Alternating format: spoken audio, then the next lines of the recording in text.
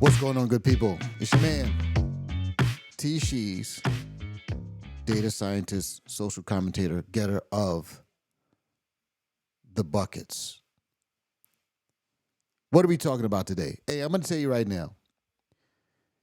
If ever there was an appropriate application of the whose man's is this meme,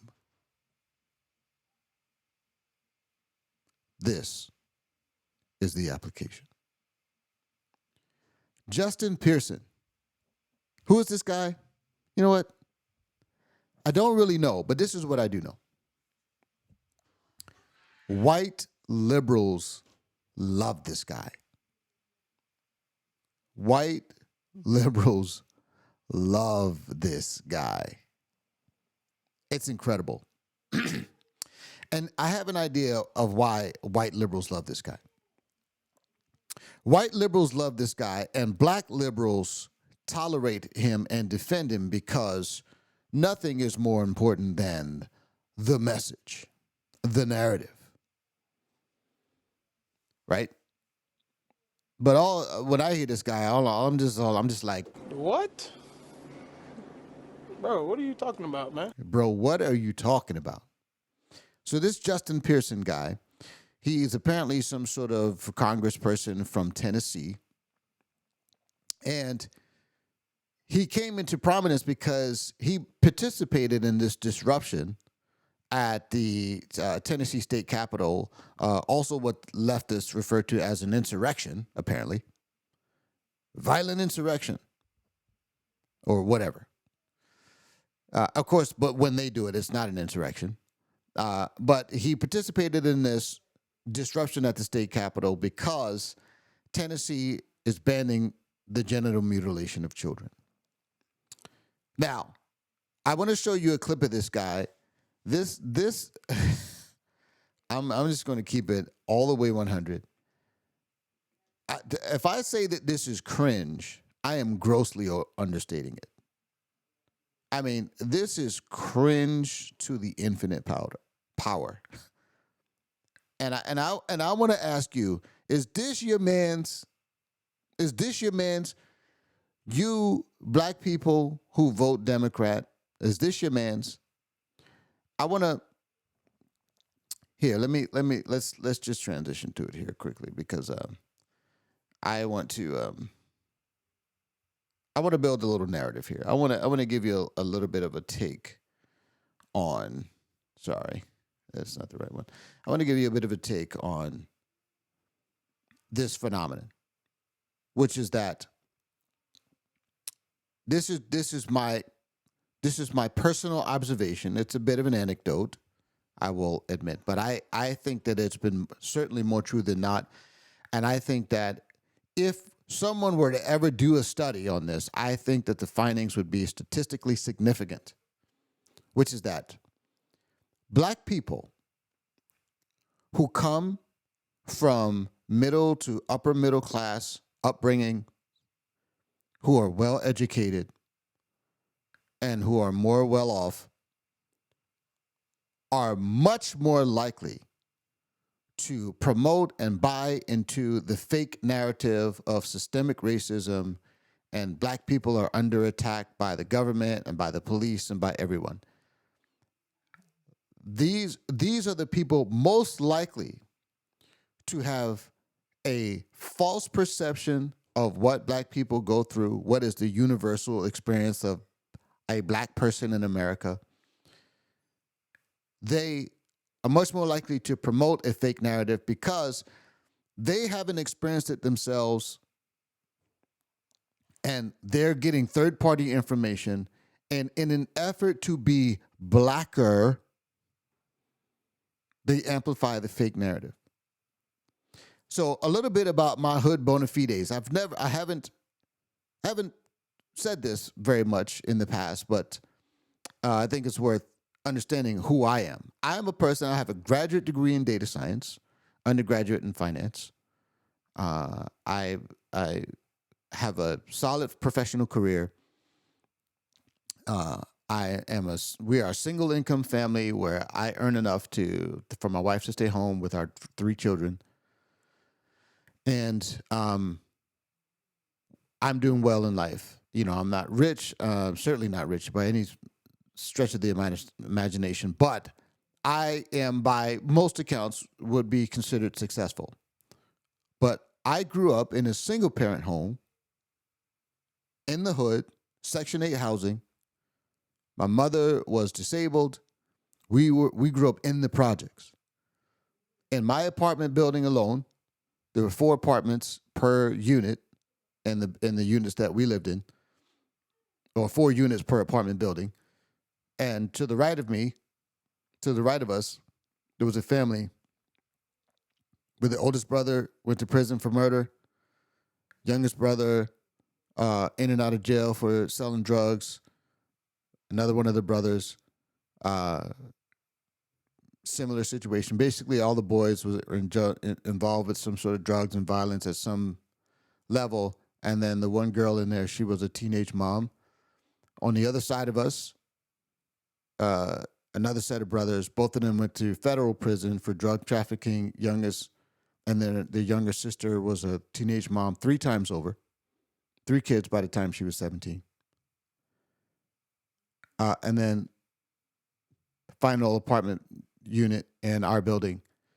We had a homeboy that he was murdered over some drug deal money situation. I looked out my back window and witnessed people in the act of shooting at each other. Drugs everywhere. That's where I'm from. And then there was my family. My brother has a graduate degree in education. He's a pastor. And my younger sister is married to a pastor, and she has 4 kids. So we were the outlier because my mom was a godly woman. She instilled godly principles in us, even as a single mom. But I say all that to say this. When I talk about stuff that poor black people experience, I'm not telling you third-party stories. This is not about what I read in the paper. I'm not. These are not things that I heard from other people about what happened. I experienced these things firsthand. We talk about dudes getting shot, dudes going to jail, dudes selling dope. Those are my friends and family. Had family members that went to prison for homicide that I was fairly close with. So that's my bona fides. That's what I'm talking about. And what I have found is that black people who don't experience that, somehow they feel bad about it. It's the black version of white guilt. And this is why white people love clowns like Justin Pearson. Now, I will fully acknowledge that I do not exactly know Justin Pearson's background. But when I see what I'm about to show you, it is evident to me that this guy doesn't know who he is.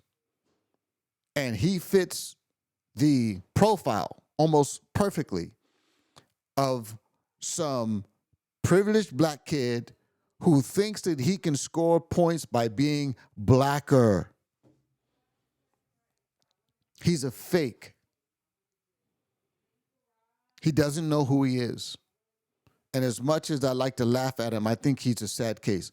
Let's watch this guy live action role play, also known as LARPing, a civil rights leader.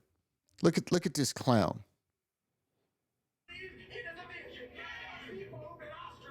By the way, the audio is unintelligible, but it doesn't even matter. Just look at this guy.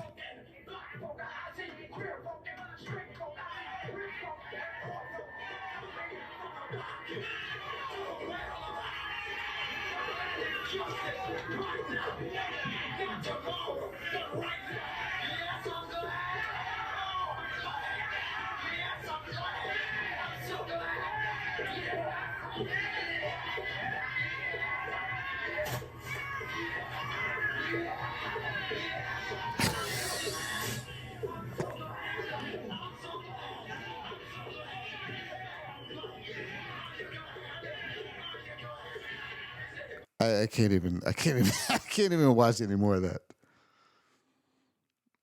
Oh dear God, help.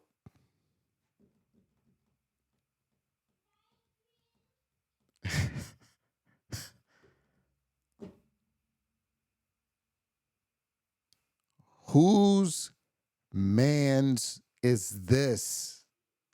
Now, some of you are going to say, wait, wait, Todd, that's just, that's a typical black cultural expression. It comes out of the black church, the Baptist and the Pentecostal tradition. And you hating on that? No, I'm not hating on that. I know a little bit about it. I was raised in the Church of God in Christ. I got saved. I know a little bit about tuning and the black expression of preaching. I'm not mocking that. But this is what I want to show you, because this is who this guy, I think, is probably closer to who he actually is. Let's watch this. And as a secondary note, if you search for this in YouTube, you'll hardly find it. Basically, if you try to find footage of what I'm about to show you, the YouTube algorithms bury it, because this is how they manipulate you. Because they don't want to, anything that's embarrassing to the left, they want to hide it in the algorithms. That's a secondary note. But let's watch this guy. Let's watch who he was in college. At Bowdoin College. Hey everybody, I'm Justin J. Pearson, and I'm running for president of PSG. Dissenting voices, voices that may be more liberal or more conservative, in order that we can reach a point of sort of the radical middle, where conversation and dialogue happens and growth happens.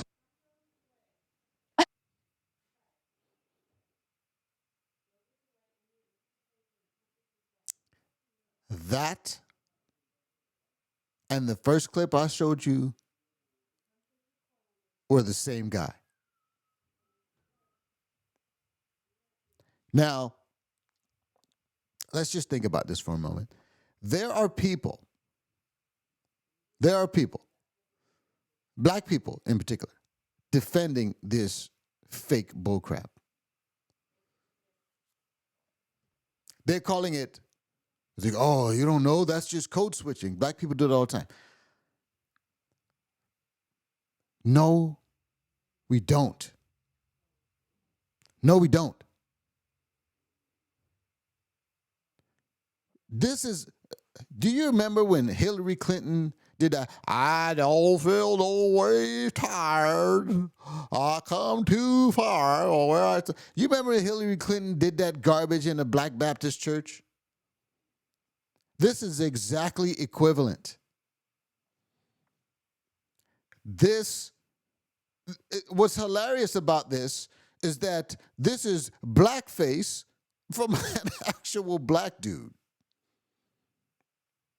where he caricatures certain aspects of black culture as if it's universal or the only way to the only black expression. Get a lot of respect. Have a lot of respect for somebody who says, I'm black. I don't really talk like that, and I don't need to talk that way to prove my blackness. But people who feel like they're not black enough, this is what they do. They adopt some sort of persona that is, to put it frankly, it's kind of what the transgenders do. The shims, the she-hims that pretend to be women. What do? They take certain aspects of femininity and they exaggerate it. Hypersexualize, big old fake boobs, caked on like 12 pounds of makeup on their face. It looked like a clown. They got so much makeup on.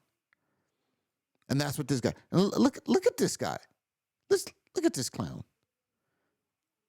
For some reason, the video won't play here, but I find this so preposterous.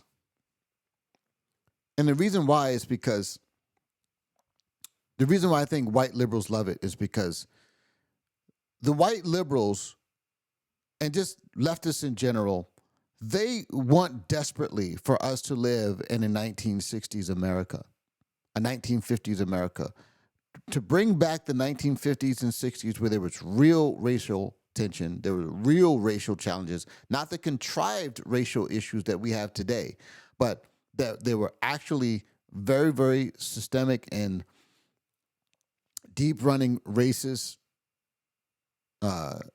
laws and cultural practices that, for the most part, have been nullified in almost a single generation, which is quite remarkable.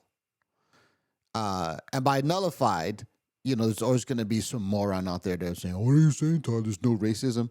I'm not saying that. I'm saying that the racism is a weak enough influence in society as to not have a material impact on the progress of any black person if they so choose to make the right choices. That is true today. It was not true 60 years ago. And like the great Tom Sowell said, even though racism is almost dead, there are many people who are keeping it on life support. And that's because the race industry and the influence that's wielded over black people with the racism narrative is the great Jedi mind trick of the Democrat Party. And this clown, Justin Pearson, this embarrassment, this guy black people should be embarrassed by this guy. I'm embarrassed. If that's who he was, I would be fine, but it's clearly not who he was. You go back 6, 7 years ago, and he was, "Listen, friends, I want to, spark a dialogue with people." It's like by the way, that Bowdoin College or whatever, $60,000 a year to go there. Very exclusive. Almost entirely rich white people that go to that school. And I wouldn't, to be frank, I wouldn't be surprised if he got in because he was black, in part, a diversity admission.